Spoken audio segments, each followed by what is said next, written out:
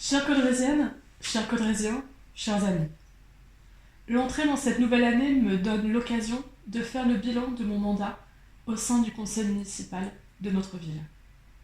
C'est en novembre 2015 que de plein droit m'est revenu le siège de conseillère municipale d'opposition de gauche.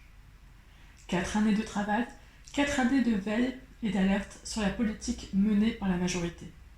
Mais aussi 4 années pendant lesquelles j'ai subi des intimidations, en tout genre, qui jamais ne m'ont affaibli.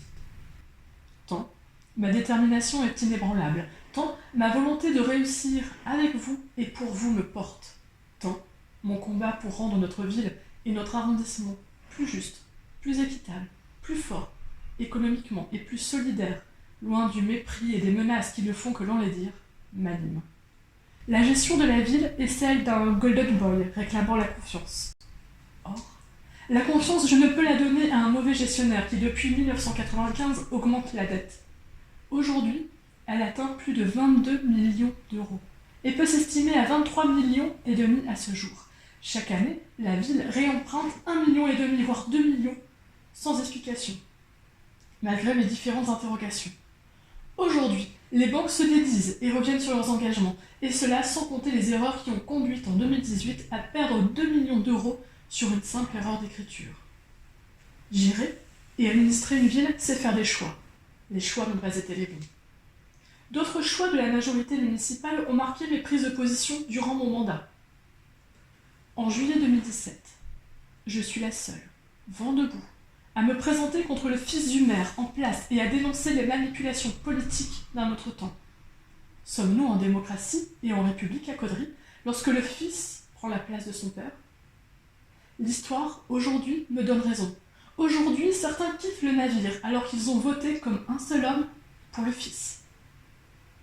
En février 2018, je suis la seule à me prononcer contre l'agrandissement de la zone commerciale lorsqu'il a été question de ce projet de création de cinéma multiplex. Projet toujours dans les cartons et qui trouvera, vous le verrez, sa réalisation après mars 2020, au détriment du cinéma municipal. Veut-on mettre tous nos efforts sur le développement et le renouveau du commerce de proximité ? Ou continuer à développer la zone commerciale qui ne fait que du tort au dynamisme de notre centre-ville ? Lorsque l'on est réellement combatif et tenace pour son centre, on n'imagine même pas une seule seconde un tel projet d'agrandissement. Si l'on est soucieux de son cœur de ville, on est conscient qu'il existe des zones qu'il faut protéger et ne pas se perdre dans une politique faite de mesurettes à coups de bons de 30 € ou de cartes de fidélité qui, en réalité, favorisent la périphérie commerciale, au détriment de l'emploi au centre-ville. Travailler pour le cœur de ville, c'est avant tout veiller au bon équilibre de la ville entre une hyperdistribution en périphérie qui engrange du passage, des clients, du flux et un commerce de centre-ville qui, lui, va de mal en pis. L'intercommunalité a aussi été gérée de manière très opaque. On la sait depuis quelques années en très mauvaises postures économiques, à tel point qu'il aura fallu approuver en presque catimini le passage au 1er janvier 2019 de communauté de communes à communauté d'agglomération. Certes, les dotations financières de l'État sont plus élevées, mais elles s'accompagnent de nouvelles obligations, donc de plus de dépenses. Ce passage a été vital et obligatoire, mais reste extrêmement précaire et n'apporte qu'une solution de l'instant, sans même entrevoir ce que seront les difficultés au long terme. Mon engagement pour vous a toujours été sincère et ne date pas de la dernière heure. Ne comptez pas sur moi pour vous abreuver de promesses électorales intenables. Il est temps de réinstaurer une relation de confiance entre la population et le politique, car sa perte a des effets redoutables. Ne comptez pas sur moi non plus pour vous faire croire qu'il n'y a pas de différence entre une politique de gauche et une politique de droite, car cela mène à l'incompréhension. Ne comptez pas sur moi pour accabler une partie des Codrésiens de manière manichéenne. Souvenez-vous de ce proverbe qui, malheureusement, va si bien à Caudry. Diviser pour mieux régner. Dans notre ville, nous avons toutes les raisons de nous faire confiance. Nous devons enfin prendre la mesure de nos richesses.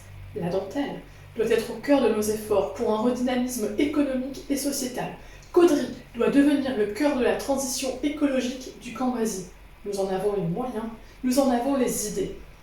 Le tissu associatif de la ville n'est pas le fait de la municipalité, mais celui de la volonté des femmes et des hommes qui ont compris la place primordiale de la solidarité, de l'humanité, d'avancer ensemble pour le bien commun et le bien-être de tous.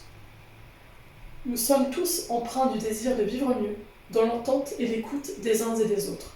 Cette confiance en nous tous est une richesse incomparable et nous permettra de construire le Caudry à venir. Belle et heureuse année 2020 à vous, Caudrésiennes et Caudrésiens, et aux vôtres.